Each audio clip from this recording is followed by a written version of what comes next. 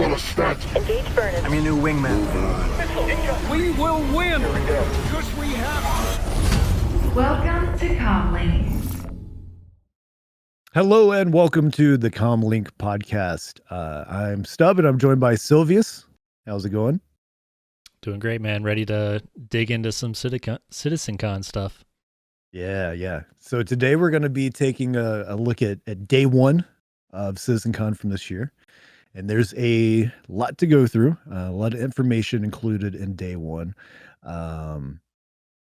So really looking forward to going through this. You know, on the channel, we've done a couple reaction videos so far, taking a look at the panels, but this will be part one of our deep dive look at CitizenCon in its totality, right? So we're doing day one this week, and then on next week's episode of the podcast, we'll be doing day two of CitizenCon.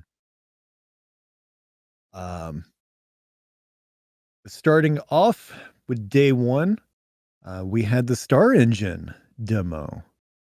What were your thoughts on the Star Engine video the first time you saw it? I really liked it. I know some people were like, why are they showing this? We already know what's in the game. This isn't gameplay. It's just showing off pretty parts of the game. Right. But I thought as someone new seeing it, it would probably be really amazing. Like if you've watched Asmongold or I don't think Doc reacted to the Star Engine video. I think he just did Squadron 42. Yeah, it was just Squadron. But just from the few like YouTubers and people that I've watched that don't know anything about Star Citizen, that watched the Star Engine demo, they're blown away. Like Asmund was like talking about like the going from space to landing on the planet. He was like, well, show it. Let's see it. I want to see it. And then they showed it. He's like, holy shit, dude. Yeah. And I think just seeing people's reaction like that is really cool. So I enjoyed it. It was a lot of pretty stuff to look at. We got to see fauna, which will hopefully be in the game soon. And I like it. I think if in the future somebody's like, hey, I want to learn about Star Citizen, what can you tell me about it? I'll point them at that video to be like, this is kind of what the game can do. It's not necessarily the gameplay within the game, but this is what's possible with Star Engine. So I thought it was really cool. What were your thoughts on it? Yeah, I walked away from watching that really happy with what they showed. I think it was a nice demonstration of where's all this money been going? You know what I mean? Yeah. And it's at least in part been going to them building some really impressive tech. I mean, I thought the water showcased looked really super impressive. And you know, a little peek behind the curtains when I was watching that. My girlfriend was in the same room too, and she's not been following the game like we have, but she was looking at the water effects and was also really impressed as a complete outsider. So thought that looked really nice. It was really cool seeing the fauna show up. I wonder if they're going to immediately gonna have it to where you can harvest the fauna. I think I've mentioned it before, but I do see myself doing a little bit of like Red Dead Redemption 2 hunting exploration style gameplay from time to time, where I just kind of pick a direction on a planet and, you know, go on a little expedition and then come back with some hide or meat or whatever you can harvest from the fauna. And just do a little bit of space hunting, you know? So I wonder if at first they'll just be, you know, quote unquote for looks in the game, or if they'll be interactable. I don't know. I think they did mention in the base building part of the presentation.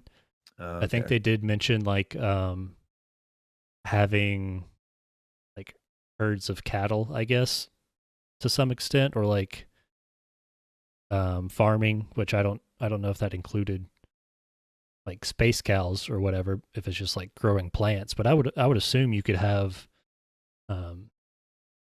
domesticated animals and stuff at your homestead. Yeah, I just wonder if that'll be right at launch of fauna though, or if at first they'll just be walking around. Yeah, probably just walking around. Yeah, I mean T-posing. Yeah, right.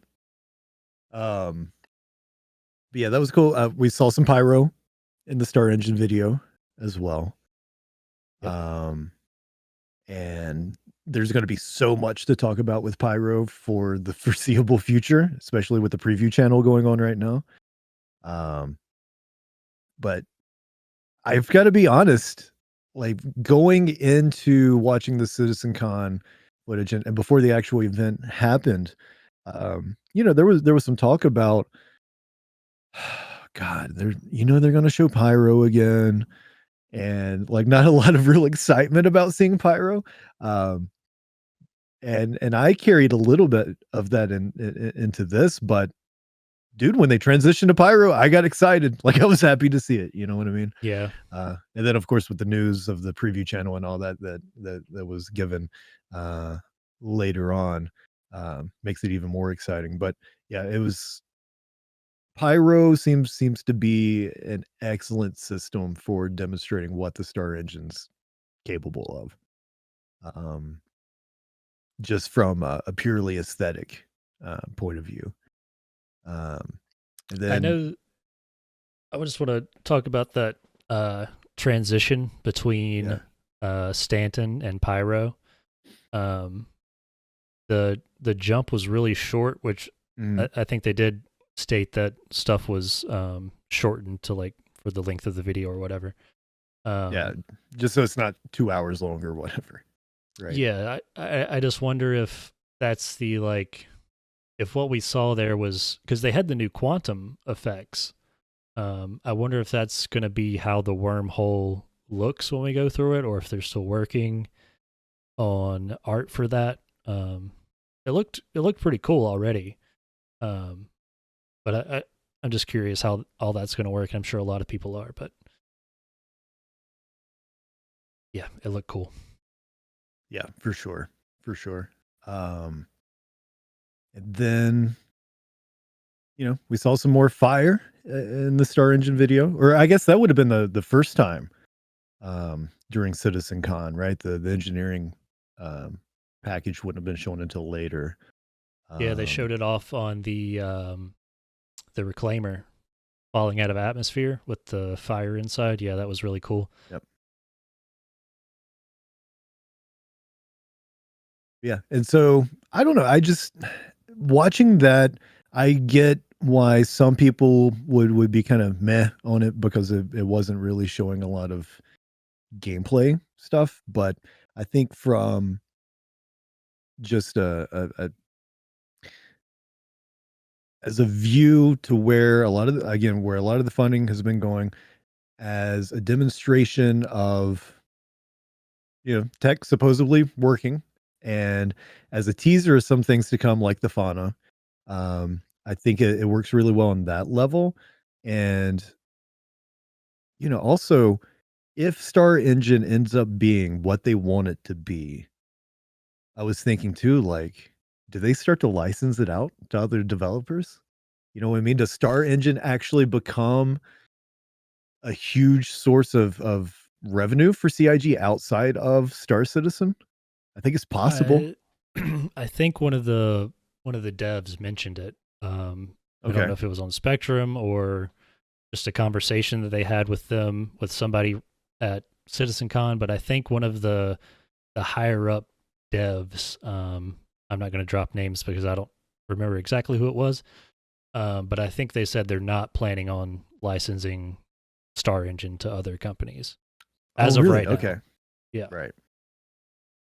So I think they're going to keep that shit under lock. And which, if they get Star Citizen to a point where it's 1.0 launch and they're just adding new content and stuff, maybe they break off another part of Cloud Imperium Games and go make a medieval MMO with a scalable like planet size world or something. I don't know, but Right. yeah, I could see them moving it to other games. I don't know if they'll license it to other people or not, but I think they're pretty proud of what they've made, so I think they're going to keep it under wraps for the foreseeable future.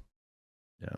But at some point, if it's in a good place, seems like they definitely could. Anyway, I really like the video. And sounds like you did as well, but maybe some people were a little on it just from a gameplay point of view. It was Chris going, suck on this, Starfield. But it's Star Citizen has a bit of a meme about it where people say it's a glorified tech demo or whatever, and that's what that video was. It was a Star Engine tech demo. That's it. So you're either, I guess, into watching that sort of thing or not. But I thought it was a cool way to kick off the show.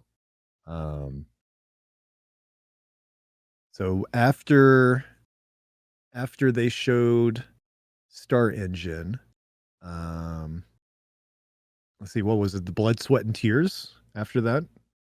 I think they showed off that a little bit in the engine. Okay. I think the next panel was, did they touch on procedural generation? Yes. I think they talked about, right? I want to say the ground fog and stuff like that was first. I should have gone through and organized the notes and stuff, but I think they talked about procedural generation with clouds and stuff like that within Star Engine, and then they went into the fire panel. Right. Okay, yeah, no, you're right. Fire panel, and then water again, then to Blood, Sweat, and Tears. Yeah, so they showed off that the dynamic fire a little bit, which we've seen through ISC and Star Citizen Live. I've lost count of how many times now, so I wasn't crazy excited about seeing fire again. I mean, it looks great. It's going to add a lot of cool gameplay, but I was kind of like, we've seen this before. Like, we know it's coming. Yeah. It's just a matter of when, and it's going to be nice to have last time. But it doesn't really move the needle like in a major new gameplay announcement kind of way, right? It's cool to see. Yeah. Happy it's going to be in, but not a lot to write home about. They shut off the fire extinguishers. They talked about how it has fuel for the fires. I don't know if that had been touched on before. So like they're making it to where certain materials in the ship, like your wires and your hull or parts of plastic, will burn at different rates and eventually deplete. So it's not like the fire's not going to go on forever if you don't put it out, right? It can spread, but if you contain it, it'll eventually burn up all of its fuel and go out. And I think that was something new they talked about with it. I wonder, because they did mention the fire scaling though, right? And like, I guess eventually to a planetary level. So I wonder if at some point do we see like forest fires come to Star Citizen? People in a lot of the comments were commenting Mustafar. Yeah. So like, yeah, maybe we'll see forest fires, or I can't remember if they've shown off like grass and stuff burning before. Not that I can recall off the top of my head. Yeah, I don't think so, but I think that's what they're talking about, is like, I guess outposts and habs and grass or whatever is going to be able to catch fire. Yeah.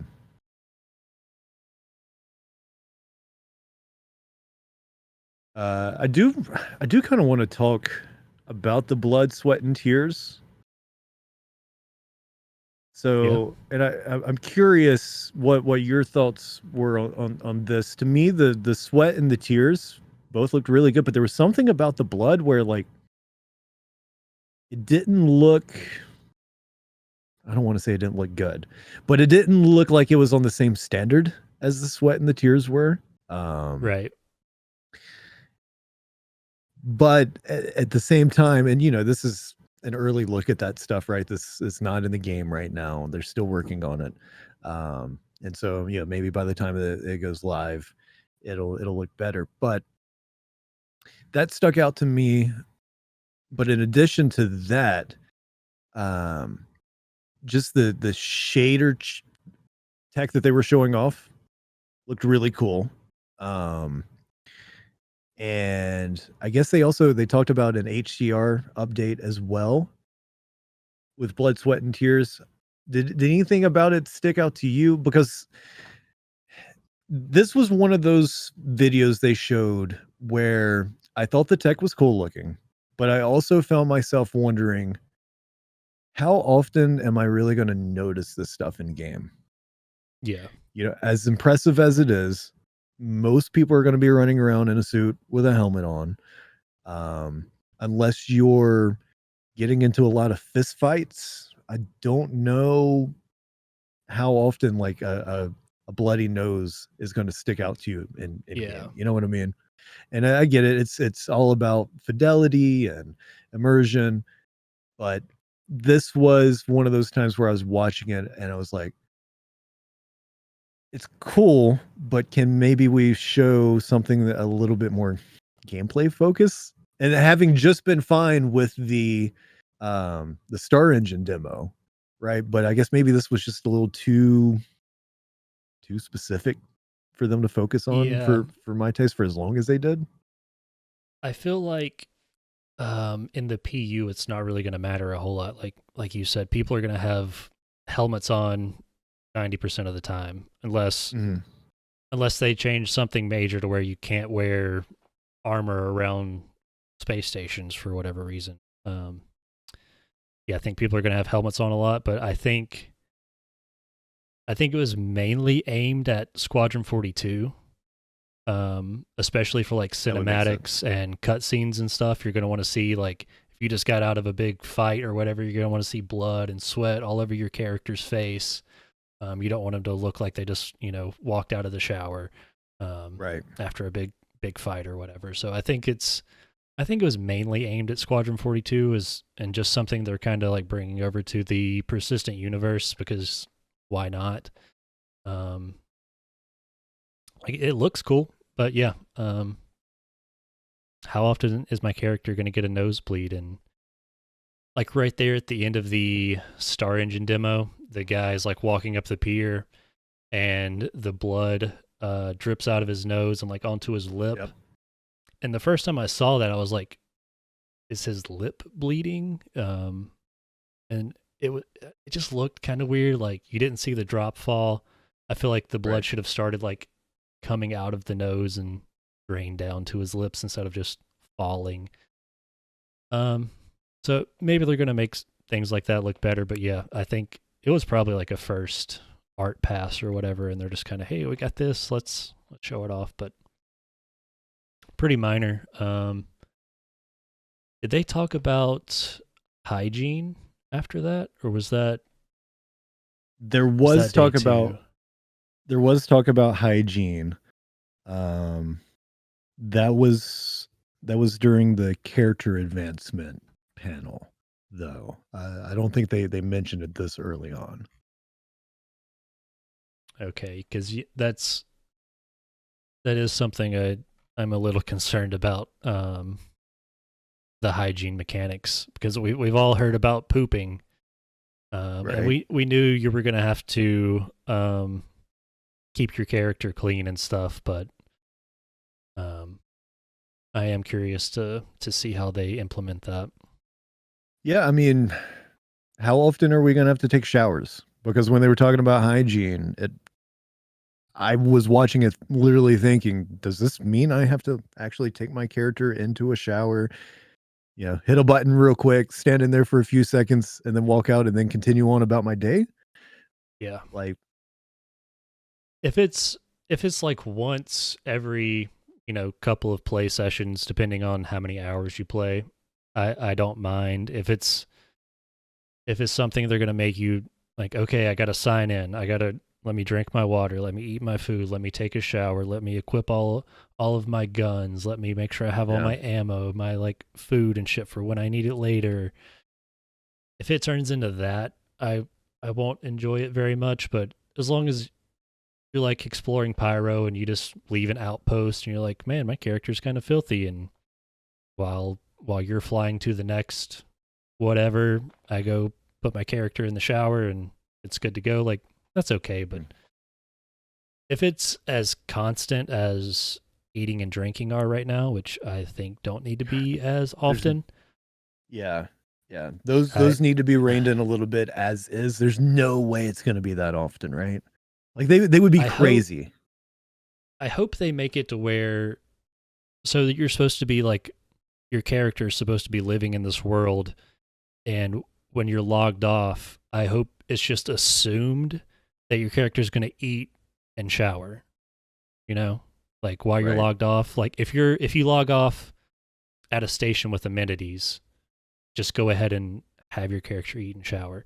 If you're out in the middle of nowhere with a ship without amenities, fine. Like I have to deal with it when I log back on, but I think it should be assumed when you're logged out, if you're at a space station, why not just go ahead and do that for your character? So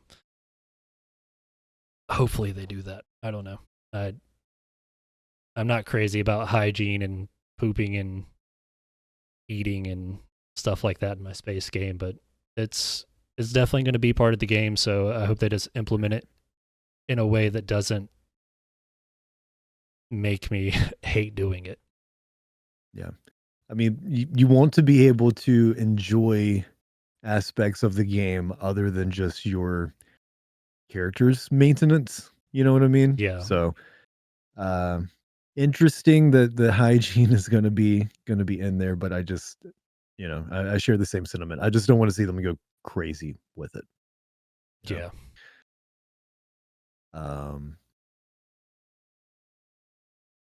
Vulcan got brought up, right? Yeah. So Shortly they talked about thereafter. planet tech and ray tracing.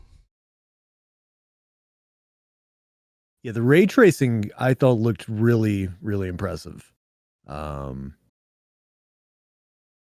So, but I feel like Vulcan is something we've been hearing about for a long time. Yeah. Do you think Vulcan is another one of those things that are going to make the predicted 12-month mark after CitizenCon, or you think this time next year we're still going to be talking about Vulcan on its way? I don't think they specifically mentioned like the whole, I don't really understand the Vulcan versus whatever they're using right now. I'm sure it helps with performance and looks better and everything. I think they mainly talked about the new planet tech, right? Yeah. Coming in, like the ray tracing through the clouds and the ground fog, which looked really good. It did look super nice. And I think they mentioned that is coming in 3.22. I think they said that would be in the next quarterly patch. Yeah, quarter 4. So I don't think they mentioned like Vulcan as like an overall like implementation, which we haven't heard about in a while. Or maybe it's just something they're kind of like gradually moving over like per patch, you know. I don't know how that works, but it does seem like there are some planetary improvements coming within the next couple of months. Yeah, and when they were talking about the planetary tech, one thing that stuck out to me is I guess they were saying that the planets in Stanton aren't necessarily completely unique, right? They're using like a bunch of tile sets and that sort of thing to build it together, but they're working on getting things to the point to where planets actually can be pretty unique. Am I remembering that right? Okay, that wasn't just a copium dream. If you've checked out any streams of Pyro, you can definitely tell the planet tech is a step up on another level. and I won't be surprised if they go back to Stanton later and kind of redo some of the planets. I have a feeling they're going to redo ArcCorp pretty heavily at some point. Yeah. I think it's supposed to have like oceans of coolant. I could be wrong about that. I think it's supposed to have like oceans and bodies of water and stuff on it. So yeah, I think ArcCorp's going to get redone. But yeah, like Microtech and Hurston, I think they will be brought up to that Pyro planet tech at some point, and it looks really good. The ground fog, like all the presentation, just Mm-hmm. I thought it was screenshot Citizen already, but it's just Yeah. going to take it to another level. Yeah. Any talk, I think, because every now and then you'll see people make comments that Star Citizen looks dated. And I'm never quite sure if they're crazy or if they're trolling, or if they're, if that's just their opinion. But man, looking at where the game currently is, and I do think it's a really nice looking game, but then looking towards this stuff, what it's going to look like, it's going to make the current build look a little dated. Yeah. Like everything with the Star Engine stuff looks really nice. Those fog effects that you're talking about with the Planet Tech looks really nice. Just aesthetically, it seems like the game's getting a pretty significant makeover. Talk shit about Star Citizen all you want, but one thing people can't say is it looks bad. I mean, they can say that, but they're wrong. It looks good. Like I don't care who you are. If you're not running it on a potato, it looks good. Right. Speaking of looking good, they started to talk about some here. Actually, I'm just gonna read what I've got straight from my notes here. So I've got future planets, truly unique planets, Vulcan finally happening soon. Ray tracing global illumination looks fantastic. And I'm curious about the resource costs for that, for the global illumination. But when it gets to Starcloth, I just put impressive but boring. And then Star Hair, which was immediately after, I just put same. So it looks really good, right? The hair is so, for whatever reason, hair is so difficult to get right in video games. And this was some of the most natural looking hair I think I've seen in a game. So, and the same goes for the cloth that they were showing off, like the physics with Star Cloth. It's all impressive. It all looks really nice. But it just felt like it just kept going and going and going and going. And this was another one of those things, sort of like the blood, sweat, and tears, where it's like, all right, this is cool, but don't think I'm going to really focus on any of this stuff when I'm actually playing. Right. And again, I know fidelity, but even so, it seemed like just there. I had some frustrations, I guess, with some of the pacing of these panels. Cool stuff, but there's things where it seemed like we saw a little too much of, and then stuff that I wanted to see more of. Yeah, I think you could tell by these panels that they weren't done by marketing. They were done by the devs and oh yeah, yeah, for sure. Especially the guy doing the hair demonstration, like he was nerding out about some hair in a video game, which I mean that it's cool. Like what they're doing, like it looks really good. And how they were talking about it doesn't take as much there's not as big of a performance hit the way they're doing it and making it look good still, which is really important about performance and everything, especially because a lot of people have that idea that hair in video games is really hard to render, which I think is right. So I think it's a valid concern to be like, oh, this hair looks really good. Is that going to make my frames turn to shit? But I think the way they presented it made it seem like it's not really going to have that big of an impact on performance. It's going to look better than what we have now. Yeah. Way more hairstyle choices. And the part I found really cool about it, which like we're going to be wearing helmets anyway, but just like the shaders on the hair, being able to go from like having like the bottom one color and then fade it into a different color up top. Oh, yeah, and with the the different highlights dyes. and like, yeah, like that looked really cool. Being able to do that and stuff, which I don't really do crazy hair on my characters anyway or anything, but some people do, and that's going to be important to them. And making a character that they feel like they want to portray in the verse and be, because right now we have to remake our characters every few weeks. Right. Yeah, it's got to the It's point gonna- where like I customize nothing with my character. Just give me the character, give me in the server, and let's go. Yeah, and I think they're adding a save option and stuff, so you're gonna be able to go in and mess with your character, make it how you want, and then next time we have to reset, you can just load them right back up, which is probably the coolest part for me is not having to go through it. I just usually hit the random button like 3 times and go with it. Yep.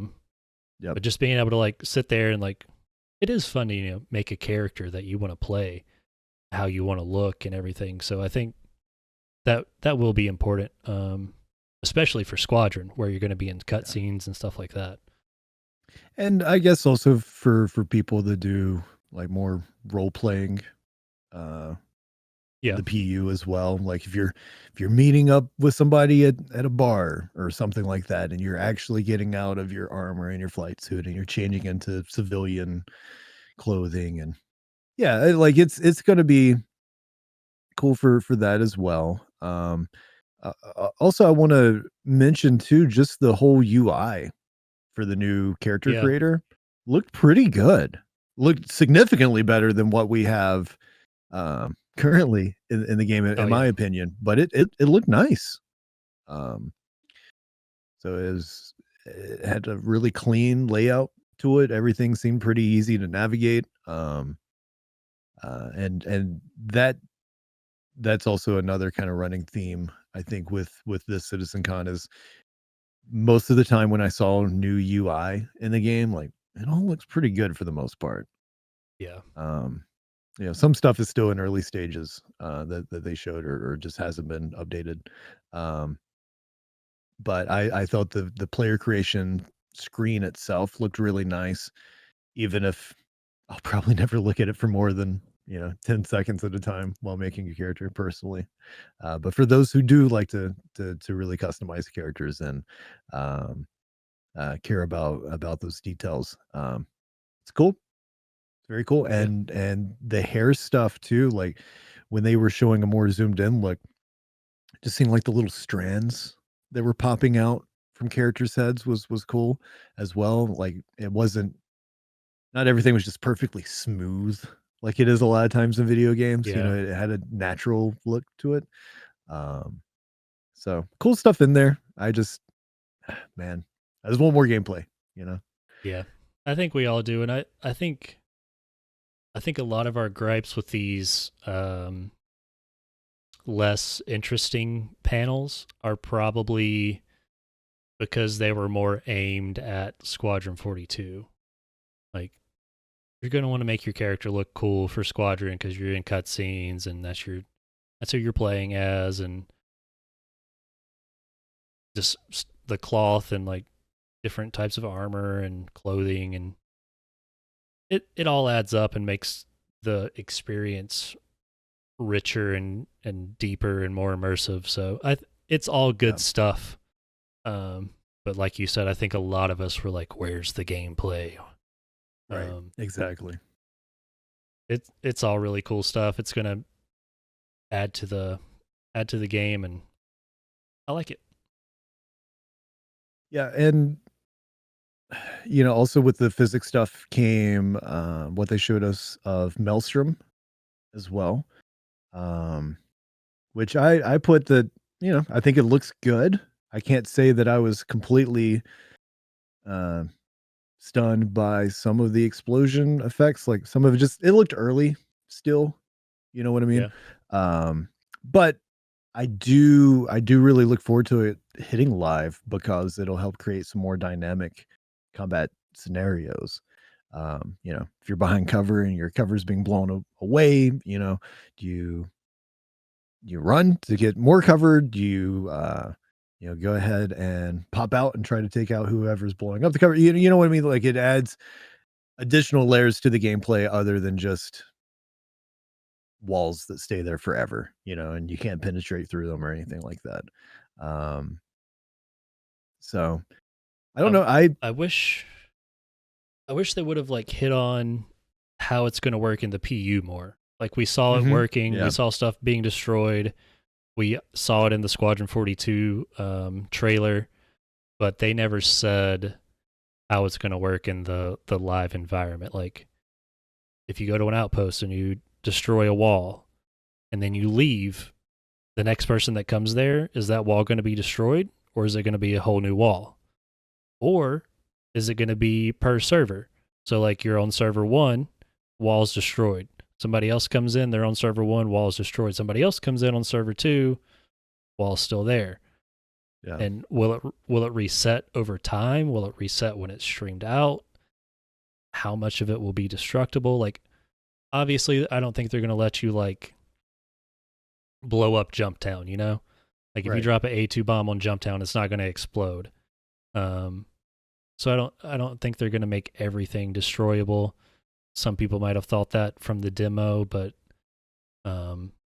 yeah, maybe we'll get an ISC on it soon before it's implemented, but I really want to know how it's going to work in the PU, and especially with like server meshing and stuff like that. Yeah, and there's some other things like I'm that sure too that some things, yeah. we'll get to at some point, like the FPS scanning, right? How is that going to work in Squadron 42 versus PU? Is it going to be exactly the same? Is it going to be modified in any way for multiplayer? So yeah, and Maelstrom is another one of those things for sure where eventually we'll get more information, but it was kind of cool to see it at CitizenCon, even though we still don't know everything, right? But it's still in the works. So yeah, I think it was. I wasn't expecting destructible environments, so it's cool. Yeah, absolutely. And then they also talked about the atmospheric audio, right? So if you're in FPS like EVA and in a gunfight or shooting your gun out there, you won't hear the full sound of the rifle or whatever it is going off, right? Because you're in space. And so it reminded me of the oh god, what is that game called that we were playing for a little while there? Boundary? Yeah. It reminded me of Boundaries audio. For Yeah. anyone that's not aware of that game, it's a first person shooter where you play in 0G, and it has pretty well simulated what I would assume is realistic audio in those situations where you're floating around space and shooting ballistic weapons. And so seeing that come to Star Citizen is pretty cool. I think it's optional though, right? Like it's going to be a toggle, if I'm not mistaken. Well, was this the part where they talked about realistic sounds versus simulated sounds? Yeah, I believe so. So a lot of people are concerned about how they're going to balance that. So like obviously simulated sounds, you're probably going to hear a lot more of, clearer, especially in those low gravity environments. And you're going to be able to get more details about your environment and how to react to it through that audio, because it's simulated, it's not realistic. And then the realistic audio is basically going to hinder you and not give you as much information, because it's realistic and you can't hear everything. So I've seen a lot of people concerned about how are they going to balance that from a like PvP perspective. And Right. they did talk about being able to swap it on and off. But they didn't say which is the default. Which I think a lot of people agree that the simulated should probably be the default. And then if you want realistic, you Yeah, can I turn it agree with off that. and get that realistic feeling and more immersion, whatever. Um, and then I have seen some people suggest that it goes from simulated to real audio depending on stuff such as your ship damage or your helmet gets damaged and your audio sensors go out. So there could be some sort of balance where you want simulated, but if you can knock out that simulated sound for your opponent, it could give you an Ah, advantage. that would Um, be super interesting if it worked like that. yeah, so that could be really cool. Yeah, I've just through Reddit and Spectrum threads and stuff, just people seem a little concerned about that. But I think that would be a good way to balance it. Would be kind of like start with simulated, move towards realism. The more you prefer it, and maybe make it kind of like a PvP, um, something you could use to your advantage if you know how. Right. Yeah. Oh man, that would be such a cool feature if you could somehow, like, I'm still caught on the idea of somehow knocking out an enemy's helmet audio, right, to where they're stuck with the realistic mode only. Like EMPs or something, like an EMP Yeah. grenade. Toss it into a room, they lose all of their simulated sound. Maybe it short circuits their helmet audio or something. So Yeah. I think a To lot of quote stuff unquote like that deafen would the be cool. room. Yeah, Yeah. that could be cool. Especially if you combine it with like flashbangs too, both blind and deafen. Oh, you just wipe people out.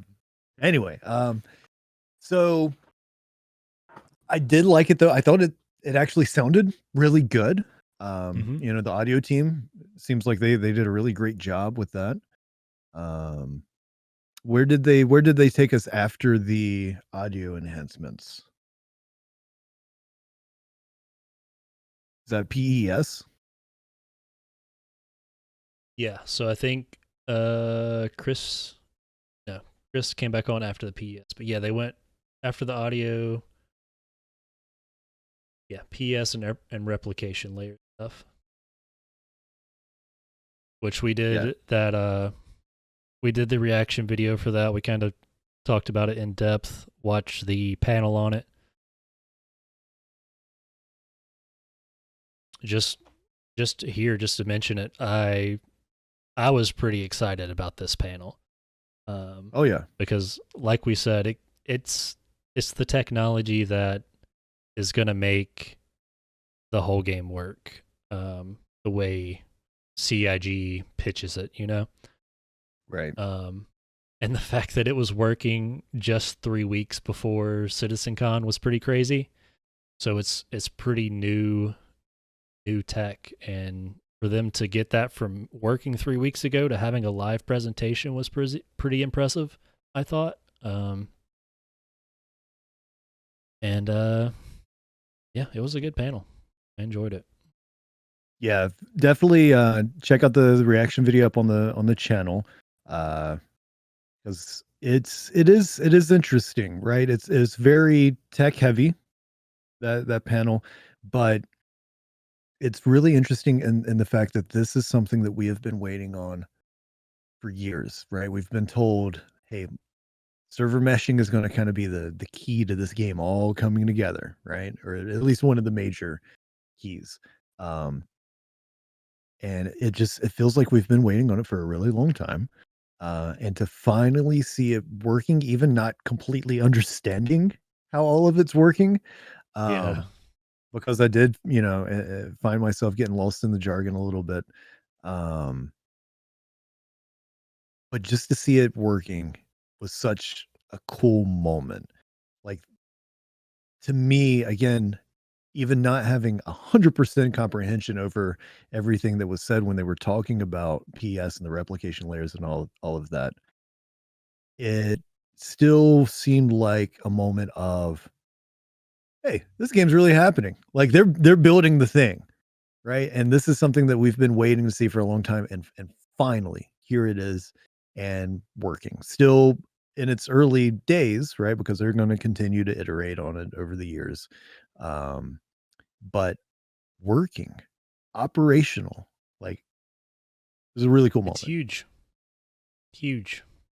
Like it's Did you so cry when you fundamental to saw what it? they're trying to do. I didn't cry, but I did smile. I smiled. Yeah, it did make me happy. Yeah, for sure. And then of course, yeah, Chris Roberts did mention that he had cried after seeing it fully working. And you know, I guess I get it, right? Like if it really is so fundamental to Star Citizen happening, like what a huge milestone, you know? Yeah, it definitely probably was like a not a wake up call, but it made him realize that it can actually work, because they talked about they've had ideas and they've worked on stuff before that didn't work out, and then finally, 12 years later, they finally have something working that can make the game work. And I think Chris is definitely excited about it. We're all excited about it. I want to see more of it, and I don't think they've started testing it on the Pyro environment yet. I think they're just doing Pyro on the preview channel. Yeah, the preview channel these past, so as of recording, the Pyro preview channel has been up for 2 days now. Still no replication layer testing, but I think they're going to try and get that in before the 2 weeks test is up. I could be wrong, but Okay. I think they're going to try and do it. So it could be coming soon. Maybe. I mean, we'll have to see it in action, but it's like everything with Star Citizen, it's coming soon. Yeah, but I mean, we have Pyro now in a select number of people's hands, and just that alone, Oh yeah, was sure. a big milestone. But if we start seeing the replication layer and stuff tested on that preview channel, it's going to get real exciting. Yeah, I don't know. I'm happy. I'm excited that it's working. I'm happy for the people at CIG that's been working on this tech to finally be able to show it to people, because like for years, scam citizen this, scam citizen that, like, and as a dev, like when you see those comments, like I can see it like getting to you a bit, right? Like you're working away at this thing day in and day out, and to finally be able to show to people like, no, this is real. This is a live demonstration on stage. This isn't something pre-recorded where we've doctored it. Like they were showing PES and that and server meshing happening on stage. So, oh no, really happy for them. I'm glad that they got to show it off as CitizenCon this year, and hopefully it does hit that preview channel here pretty soon. If I were one of those devs, I'd show it off, and after it's in game, especially, I'd be suck it, Star Citizen refunds. Yeah, for sure. Then after that, we get into engineering, right? Fix it and fly it, and the resource network engineering gameplay. So we actually, just prior to recording this podcast episode, we just recorded a reaction video to the Fix It and Fly It panel. And basically, just to summarize what I say in the reaction video, I'm happy this is coming to game. The resource network, it looks really cool in that it's going to affect so many different aspects of the game. for people that are looking forward to engineering gameplay and have been waiting to see more gameplay of it and to basically see what the current state of affairs are with engineering. I'm happy for those people. But man, so much of that engineering gameplay that they showed, like I was just picturing myself playing that and just feeling so utterly bored. Like especially when they were showing that there was an engineering crew on board. What was it? It was the C2, I think so, yeah. right? That was being attacked by the Gladius. Um and the poor soul that has to just stare at a screen to see when a component uh, gets damaged and somebody in the engineering crew needs to go and get to work on it or to check to see when fires are breaking out so that they can vent it, but they're just staring at that screen. I'm just imagining like a 20-minute fight happening and all one person on the ship saw was that screen. I don't know. Hopefully it But won't be like that. hopefully it won't be like that. And if it is like that, though, hopefully that is something that some people will actually enjoy. But to me, um, having engineering gameplay in the game, I think even personally is going to be neat. If like say after a dogfight or something, part of my ship caught on fire on the inside. I need to go and put that out real quick. Like that part of it seems cool. I don't want to mainline engineering gameplay after seeing what we saw. It doesn't look like it's for me. And that's fine. But it was cool where they talked about um the three different roles of engineering for those that do want to be engineers. Right? What was it? It was tuning, maintenance, and management, I believe. I think that's right.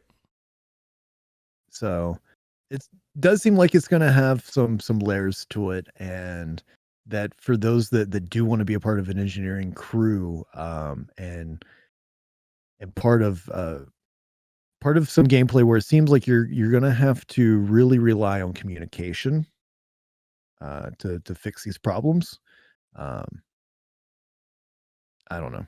Ultimately, happy it's coming to the game, but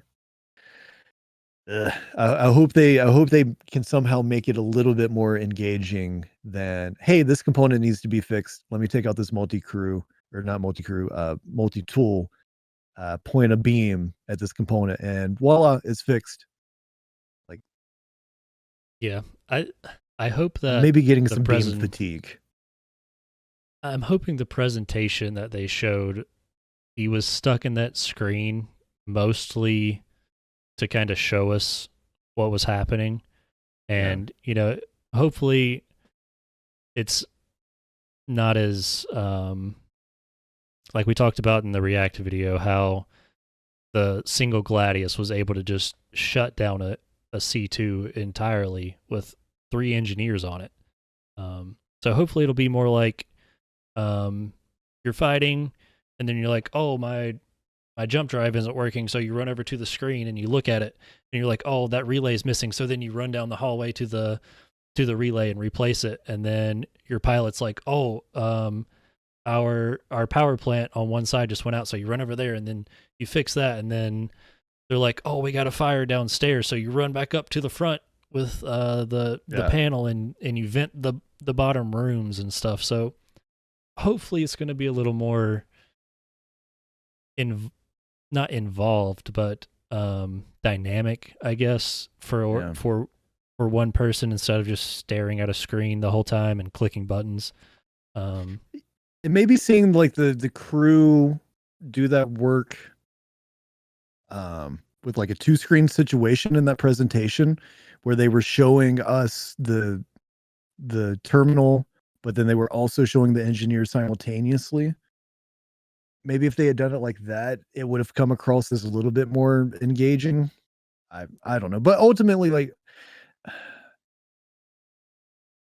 it's probably one of those things where in the moment, if you are playing it, it's probably more fun anyway than just watching a demonstration of it, right? I think it might just be one of those gameplay Yeah. loops.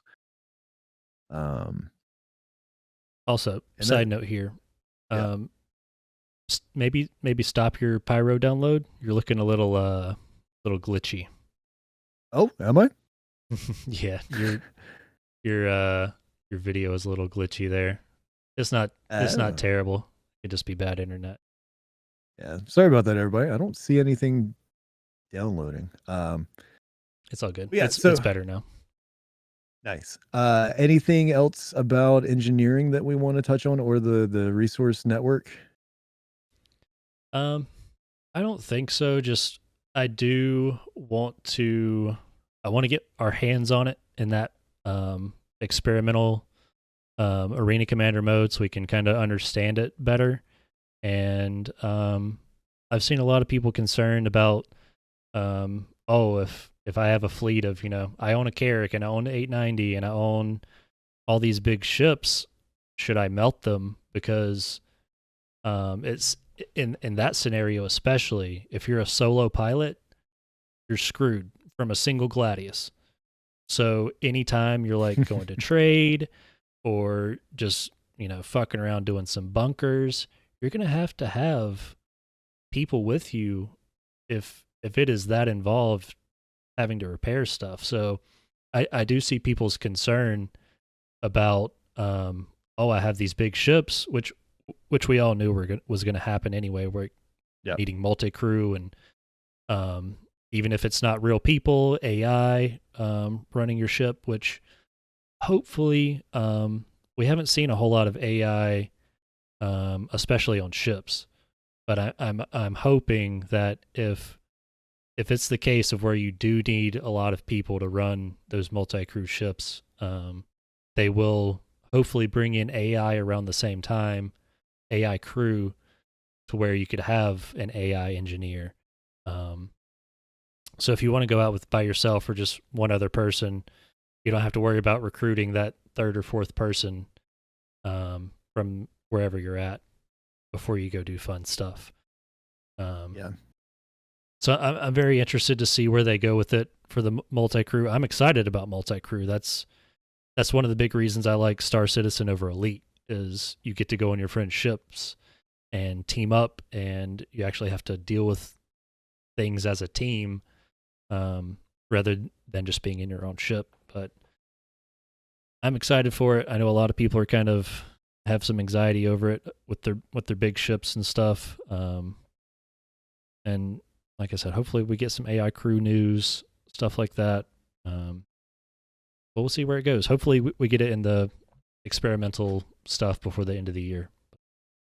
Yeah, it is exciting that the game's finally getting to the point to where you will need more people on your ship other than to just man turrets, Yeah. And again, they said that, hey, this is still early, this is still work in progress, right? And so maybe they'll continue to refine the gameplay and it'll look a little more appealing to me, but we'll see. I'm excited for it in a general sense, just not personally, I get that. One thing we didn't touch on in the React video was the misfires, which they didn't touch on it a whole lot. They just kind of mentioned it in like a picture. They had like the three things up that could like happen or whatever, and they're like, oh, your ship could misfire and start a fire somewhere, which I thought I don't think had been discussed before. So I hope that's not like, doesn't happen on a pristine ship. Like if you have perfect components and your ship is tuned correctly, your ship shouldn't be misfiring and creating fires on board.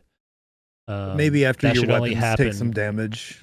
Yeah, that should only happen after they've talked about, even if your components don't take damage, they're going to wear down.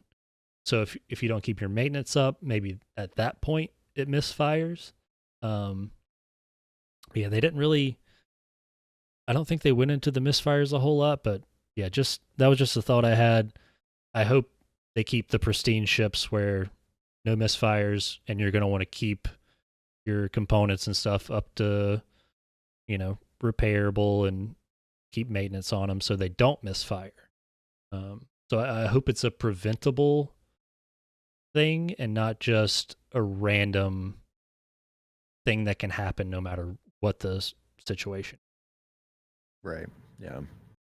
Yeah. Hopefully it'll be very, very much so contextual and not just at any given moment. If the misfire RNG gods don't favor you that day, you're gonna have a bad time just with Right. your brand new ship. Like, yeah.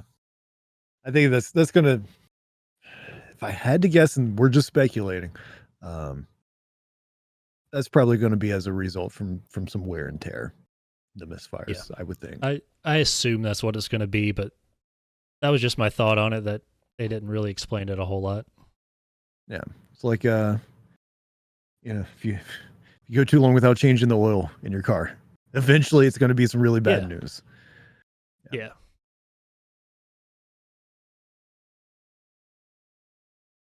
So after that, it was cosplay contest, and then they went for lunch break, and they came back with the ship panel.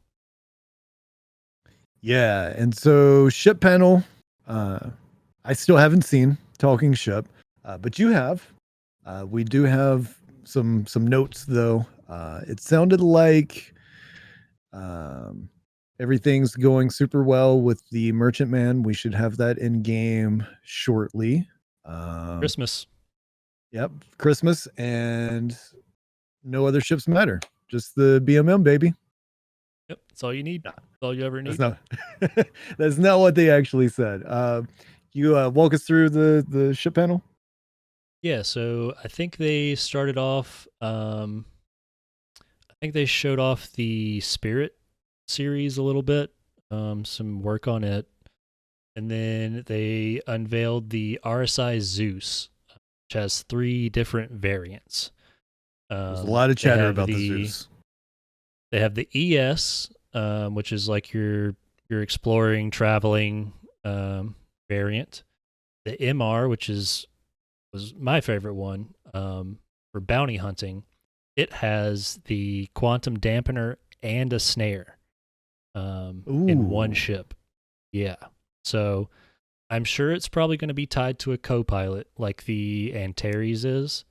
But to have both of those in one ship for bounty hunting is probably going to be a pretty popular choice for bounty hunters once it's released, because we have the Cutlass Blue and the Hawk. Oh, and don't forget the Avenger Stalker. The Avenger Stalker, yeah. So we have like 3 ships with bounty pods in them, which I think the MR, the bounty hunting version, has pods in it. So I might be getting a Zeus MR. I mean, not with real money, but eventually. Right. So then they had the CL, which was the cargo one. It has a tractor beam, 128 SCU of cargo, and I think, was it, that one has, okay, they all have size 2 shields, I think. Yeah, I believe so. Either way, I know I need to go back and double check how many shields they have, but they have either more shields or more shield emitters, which I'm not clear on the difference totally, but a lot of people were saying like this ship has a shit ton of shields for its size, and I think they mentioned that. So there's a new standard that they're starting with the Zeus, with shields and emitters, I believe they were talking about. I need to go back and find the comment on it. But either way, the Zeus is the new standard. and they're going to be bringing up other vehicles of its size and larger, with like upgraded shield emitters and better shields to kind of match its standard, I guess, if that makes sense. Yeah, it does. It does. So, do you think the Zeus is going to be it's going to be the new hotness once it hits, right? People seem Yeah, pretty excited. I think a lot of people were comparing it, so it's pretty close to the size of like the Spirits and the Cutlass Black and all that. And a lot of people were like, "Why get the Spirit C1 when this has 128 SCU of cargo for like the same size ship?" But I think they mentioned like a trade-off is you can't access the ship components while the Zeus is fully loaded with cargo, whereas with the Spirit you can. There's trade-offs for different ships and different manufacturers and stuff. But yeah, they look really cool. I know we have a friend that loves RSI ships, so maybe he's gonna snag one over the Constellation. I think it's a little smaller than the Constellation. It's still like a crew of 3, I believe. Yep. Yeah, they look really cool. I'm not sure if they announced when they plan on having them out. I don't think it's going to be for the expo, but I'm sure we'll see them sometime next year. I think they were in white box, right? Yeah, white box development phase. So we'll probably see them sometime next year. And just from the overall like panel, I think 2024 is going to be a big RSI year for releasing ships. Think that we're going to see a lot of RSI love next year? Yeah. If we jump to the end of the panel, we'll still covered everything in between. They talked about the Polaris, which is like, for those not familiar with the Polaris, it's about Idris size, right? Maybe slightly smaller. It's got the big torpedoes, and everything. It's a huge. I think it's going to be the biggest ship players can get in once it's released. I'm pretty sure it's bigger than the 890. Yeah. And they showed it off in white box phase. But we also have the Galaxy that was released last year in concept. We have the RSI Perseus. I don't think we've heard anything on that. But the way, since you didn't watch the panel, when they talked about the Merchantman, one of the big reasons they talked about they stopped working on it was because the team working on it left. And to get another team like up to speed on those art assets and how everything was flowing in the ship and creating this new look that had never been done before, instead of training new people to do that, they can put them on these RSI ships where they already have a set of assets for them. Right. And so they're going to use, I feel like they're going to use the Polaris and make a bunch of these assets for like the new RSI ships.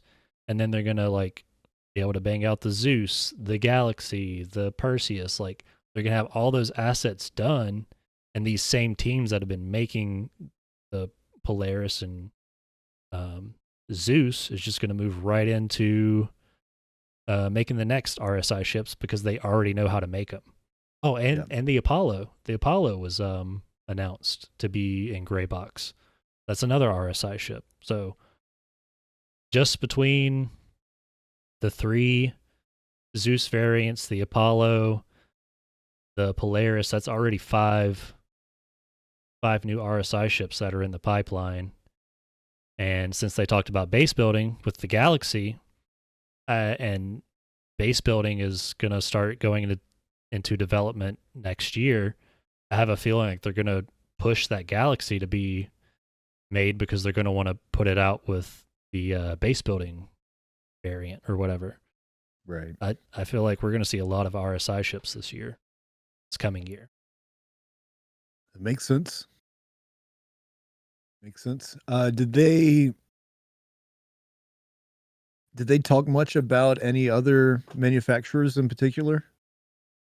They did show off the Cutter Scout, the Drake Cutter Scout, the variant. Yeah, I saw that thing. Yeah. It's so they showed it off and talked about it a little bit, which it's cool and everything. But I think the biggest thing they went into about the Cutter was that the new like scanning gameplay. And yeah, you haven't seen the scanning gameplay. So they talked about there's a quick scan and then like a charged scan. And the quick one is obviously going to be a shorter range and give you less information. And then the charged one, maximum range, it's going to give you more information about the ships that you or whatever you ping on that scan. And it's also going to give away your position.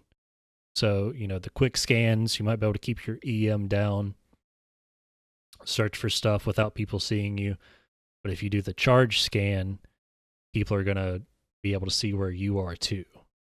So there's some gameplay there with deciding between which scans you want to use and how to use them. Right. And they talked about you can detect so if you do a charge scan, you see up ahead of you there's a mantis. It'll tell you that there's a quantum entanglement up there. What's the quantum entanglement? So that's like the I guess it's either the snare or the dampener. Oh, okay. Activated. That the mantis would trap you with. Yeah. Gotcha. So you're not only able to see that there's a mantis there, but you can see that they are actively trying to catch people. So you can avoid that area. But I think they mentioned if you do that charged scan to see them, they can see you too. So there's that trade-off and stuff. But I think that was the main reason they were showing off the Cutter so much, because it's supposed to be for scouting and scanning and stuff. But I don't think they mentioned when they're planning on bringing that scanning in. I don't think it's coming with the ship. I don't think. Can you think? Sorry, I was just going to ask. Do you see this cutter, this new cutter variant, with the scanning being used very much in game right now? Not right now. Yeah, I can't think of any situations where be like, all right, we better send in the cutter scout first and let them report back. I don't. You might be able to use it as like a mining crew, maybe. Like out in an asteroid belt, maybe you can pick up minables at a further range. Yeah, my brain stays locked into combat. So yeah, maybe with mining. Yeah, looking for salvage out in derelict places. Maybe that could happen, but I don't see that scanning being a huge thing until you have exploration and stuff. Right. You could also maybe use it as a lookout. Yeah. Yeah. So I guess if you're running an operation somewhere and don't want anybody to mess with you, you could have a cutter scout somewhere scanning for people trying to come get you or something. Yeah, doing some of those the what's the big scan called? The charge scan, doing those every couple minutes. Yeah, I think that's what they're calling it right now. Quick scan and charge scan, yeah. So they so maybe there are some use cases for in the game right now, but I think it's mainly going to be used once you're exploring more and have more multi-crew stuff going on. Say you're in your Odyssey and Pyro and you want to go mine a certain place or something. Let your scout leave before you and go, check it out, make sure. But yeah, I don't think there's going to be a whole lot of uses for it right away, unless by the time it comes out they add more gameplay in or something that we're not aware of. But if nothing else, it's another Drake out there, and that's always a good thing. Gotta love Drake. After that, I think they talked about the Merchant Man, which we kind of already hit. They kind of, it's pretty much in limbo right now with nobody working on it. That's such a bummer. Like I've got that pledge just sitting there on my account.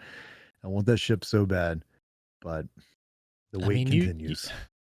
You could melt it, but it would almost be stupid too with the deal you got on that thing. So I think a lot of people are in that same situation where, well, I could melt it, but I got this probably going to be close to $1,000 ship by the time it's released for half the price. Right. It would almost be silly to get rid of it, but I don't think they mentioned trying to get people back on it either. Like I said, I think they're going to be full sail on RSI ships. Right. And maybe after they finish the Polaris or something, maybe they'll put a team on it, but maybe Chris will work on it personally. We weren't going to have gameplay for it for the next year or two anyway, so yeah, that's true. I mean, it sucks we don't have it, but maybe by the time it does come out, we'll actually have like player markets and a player-driven economy and crafting and yada yada yada. The game will actually be ready for it. Yeah, so unfortunate, but I understand why. So, and then right before they wrapped up, they basically said that, which I think we already knew this, the Idris and stuff is going to be released before Squadron 42 comes out. So like for the longest time, people thought that, they're holding back the Idris until Squadron 42 releases for people. But they did come out and say the Idris MP and K are all going to be available before Squadron comes out. Okay, as a ready flyable ship for players. Yeah. So you're going to be able to fly around in the verse with the Idris and Javelin. They mentioned the Javelin. And the new Vandal ships, like the Blade and the Glaive. They showed the new updated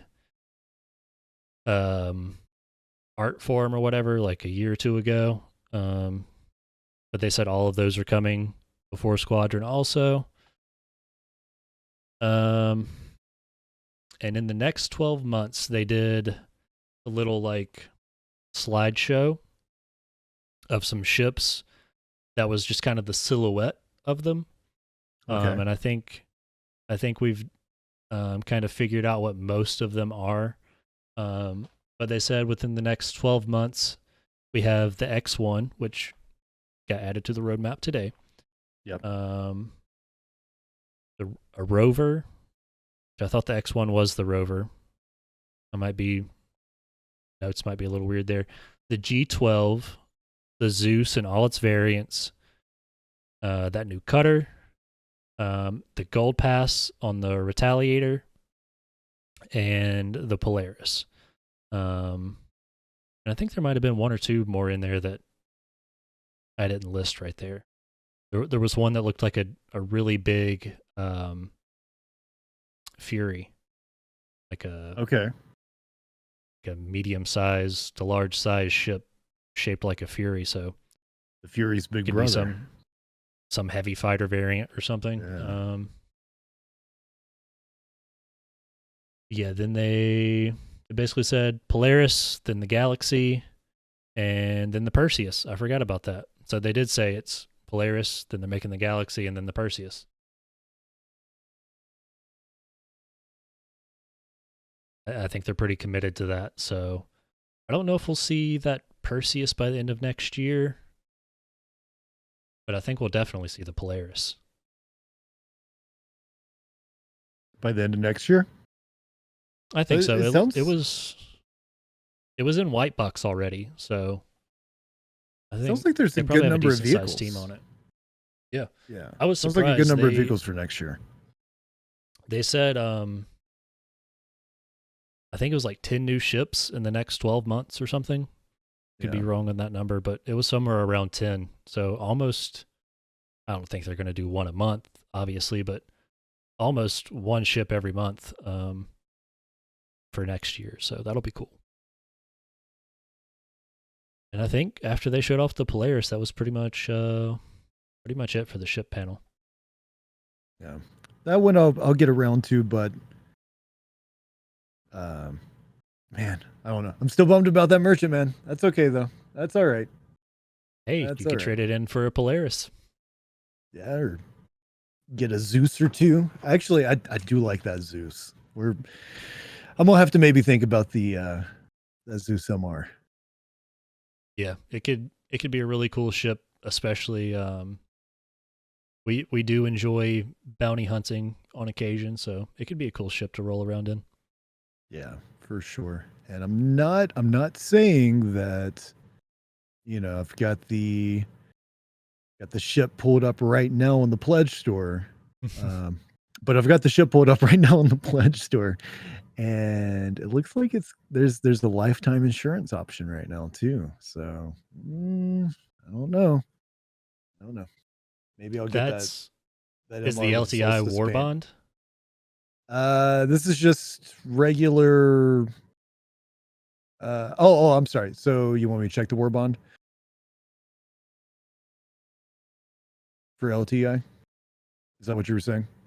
Yeah, I was wondering if the LTI was only offered with the war bond variant or option, not variant, but you know what I mean. Let's see. So I'm checking concepts. Anyone unfamiliar with war bond, that's new money spent. It looks like it is war bond. So the other version that's not war bond, 120-month insurance, which I mean, right now, insurance doesn't really mean much in the game, but further down the road, 120 supposedly months it will. might as well be LTI. Yeah, 10 years, right? So anyway, the Zeus looks cool. I'll take that under consideration. But yeah, looking forward to checking out that panel later on. What did they have after the ship? I think they panel? only had one panel left, and it was the UI and star map presentation. Yes. Okay. So You want to start off with the? We all want the new star map to come. Yes. And, Yeah. I thought it looked really good. I was really impressed when they went from all the way from the ground and kept scrolling out and went all the way to the system to see everything and just seamlessly like zoomed in to that smaller mini map. Thought that was really nice, and it all looks really good. So I think one of the first things they showed was going up to a kiosk like at Orison and having to download the map. So Yes. I'm wondering if you're going to have to do that with every location. I thought they said during the panel that wasn't like not every location is going to have those kiosks. Okay. Yeah, I didn't catch that part, but That or I'm wondering maybe how much they give you to begin with and then how much you have to unlock, like what kind of fog of war deal they're going to have, right. But yeah, the mini map looks really good. It's dynamic as well, which is cool. And dude, yeah, that star map. how long have we been complaining about the current star map in the game? Every time. Right. Every time we play the game. Literally Literally every time. time. And to finally see the new one, like we've heard about it. It's been talked about in monthly reports. Right? We've had some text updates on it. But to finally see it and see that it looks so good and so the functionality of it looks so smooth too. Like, can we patch it into the game today? Like you're showing it in this demo. Can we please get it in the PU like tonight? Thank you. I wish. But yeah, super excited for that to finally hit the game at whatever point that it does. Because it looks so clean, so nice, and yeah, just being able to set a route for once, hopefully, like I was about to mention that in a consistent next. way. Yeah, just being able to put the marker down and also share the marker with other people. Oh my God, shared markers, yeah, that's gonna be huge, and also being able to place the marker and then it's showing you the route to get there on your mini map was really nice. That'll be about the only place I get lost anymore is Orison because I don't go there a whole lot. I kind of have it figured out at this point, but first couple of times I was pretty turned around going there, especially with like the 3 different platforms and what's on them. So for new players, I feel like it's going to be really nice because oh yeah, I mean, once you log in and there's no mini map and all you have to do is read signs to try and figure out where to go, it can get a little confusing. So I think it's going to be, I mean, it's obviously going to be good for us veteran players, but also for new people coming in. Really important for them to help get around these massive locations. Yep. Absolutely. So yeah. And it makes sense too, right? Like we have GPS in real life, right? To where if you're walking around New York City and you're trying to find your way from, all right, I just got off the subway. What streets do I need to take to go to whatever restaurant it is I'm trying to get to, right? Like you can map all that stuff out. So why not in this game too? It's just one of those things I didn't expect to see the pathfinding. But I was happy to see it, that you can set that marker and that it'll lay down the path for you. So, and then also with the ability to share markers, that can be really good for anybody who happens to run into a really resource rich area and wants to sell information on that to somebody that's mining, or, maybe you stumbled across a bunch of dead ships that, someone doing salvaging can show up to, or whatever it is. But being able to sell data through those shared markers could be fun as well. I don't know. I think regardless of what kind of player you are, though, like this is going to be one of those quality of life updates that's just going to benefit everybody. The updating the UI stuff, the star map, the Moby-Glass rework. Yeah, that looked really good too. I think they briefly mentioned that there's going to be different UIs for different Moby-Glass manufacturers, something like that. So like your Squadron 42 Moby-Glass might be more military oriented, whereas like your civilian might have a different look to it, which is pretty cool. And hopefully we'll be able to change colors and stuff like that. And one part I thought was really cool was the ship mini maps. Where like as soon as you walk on the ship, boom, right up there in the left-hand corner, you have the 3D hologram of your ship. Yeah. And it also shows the status of your doors. So like I guess theoretically you could be on your ship and then you think you're the only person on there, see an open door. Oh, Like, hold on. Somebody on my ship now, yeah. Mm-hmm. Being able to see the status of your doors, whether they're open or closed, and especially on bigger ships where you might not have a line of sight to those things. I think that'll be really cool, and especially for engineers, they're going to want to have that information all the time, and I'm sure it's going to be difficult to find your way around a javelin and stuff like that. So it'll be helpful for those bigger ships. Yeah. Hopefully it'll help people step around the boxes on their Vulture too.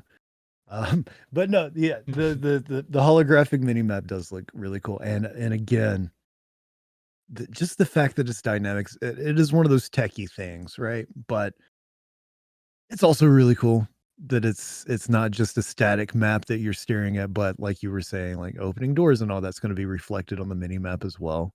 The game's getting to an exciting spot with the tech behind it. And I'm hoping that we don't have to wait too terribly long for these UI updates and the star map update, the Mobilas update. Surely at least the star map and the Mobi-Glass stuff makes its way into the game within this 12-month window. I think so. Surely. Yeah. I don't know if it'll be by the end of this year. I hope so, but they haven't mentioned it being put in Q4 yet, so I think it's going to be next year, unfortunately. But they might need that time to, tighten up the bolts and any loose ends and make sure it's working right. And hopefully it's all working when we get it. Yeah, not all glitchy and stuff, which it looked good in the presentation. And I hope they add stuff like what movie is it? Was it Prometheus, where they go down in the cave and release the little ball, and it like floats through the cave system and it like maps it out for the guy. Mm-hmm. Yeah, like something like that. Like you could go to an unexplored cave system and maybe somebody has a mission there and they don't know the layout of the cave, but you've been there before and you have it. So maybe you can sell them the information of the cave mapping, or if there's a known outlaw base or something that you've been to before and know the layout of, maybe you can share that information with other people. So that could be another cool thing they add, which I don't think they touched on, but I hope they add stuff like that. Yeah, me too. And then did that pretty much wrap up day one? I think so. There was a few little small things in there we didn't mention. They showed off environmental radiation for the first time, where he walks up and repairs that little kiosk or whatever on Orison that's emitting radiation. Yep. I think they briefly showed off he pointed the beam. FPS scan. He did point the beam. He was very good at pointing that beam. They showed off the stealth meter a little bit in the UI, and how your charged scans will kind of show you players through walls, but it also gives your position away. I think they mentioned that a little bit. And they did mention, here in my notes they did mention selling map data, so I don't remember specifically what they said on that. Yeah, I think hopefully that's where they're going with it. But yeah, I think that was pretty much all in that panel. That was the end of day one. Overall, I would say a pretty successful day to the convention, right? A lot of good information in there. Again, maybe some of that stuff seemed to go a little longer than I had liked, like the star cloth, star hair, all that stuff, right? But overall, really impressed with day one, especially that Star Engine video. I love that. Being able to see the new star map, like we were just talking about, huge. A little disappointed with the Merchantman news, but it is what it is. We got to look at engineering gameplay Um, and then of course server meshing, right? And the replication layers, seeing that stuff work in a live demo. That was probably the highlight oh, of day man. one for me. Yeah. Huge. So And, I liked it. What'd you think of day one? I really liked it. And not just the information we got itself, but the overall convention. I don't know if you've seen any screenshots or video from like the community booth area. It was all decorated like pyro. They had pyro sounds coming in over the speakers, the fog machines, the whole nine deal. I've only seen photos. I've not seen videos, so I've not heard the sounds. I didn't realize they had audio going on. Yeah, so too. the first day I watched Burks, he was live streaming, was walking around and talking to people, showing off the booths, stuff like that. And just, seeing everybody there for the game and the community, and it was just really cool. I wish I would have been there, but Yeah, it is what it is. But it was just bringing everybody together was really cool. The way they decorated the convention center, and then also I'm really glad that the live broadcast wasn't a shit show, because we have seen past broadcasts and stuff where it didn't go so great. There was a lot of technical issues, and I think their audio got out of sync a little bit for a little while, but Jared and the crew that was running the whole broadcast behind the scenes all did a great job. So not just day one, the overall convention I thought it was really well done, and hopefully get to go to one in person sooner rather than later. But overall I was really impressed. There's always next year. I think it'll be overseas next year. But okay. maybe. Okay. Yeah, it's probably going to be, I would assume, Montreal or Frankfurt. I would think, because I think they usually swap locations for the con. But maybe we'll get there one day. But yeah, I was overall really happy with it, and I enjoyed the live broadcast, and being as someone that knows how much work goes on behind the scenes, getting all the audio right, switching scenes when you're supposed to, and it's not an easy task, and glad they stepped up their production. But with that said, with the stepped up production, it is still cool seeing like these are devs presenting a lot of this information. You know what I mean? They're not like paid professional public speakers that are going out there and instead you're seeing some of the people. Obviously there's a ton of people working at CIG these days, so we definitely didn't see everybody, but people that we did see on stage, like they're touching this thing, they're working on this thing, it's their work that they're showing off for us. And to just see so many people get to have that moment of live on stage, and like, hey, you want to see something cool, want to see what we've been working on, and to see them look so happy, like showing off the progress they've made has been really cool. It's been a lot of smiles definitely that I've seen in these panels. Definitely nerding out up there on some of those panels.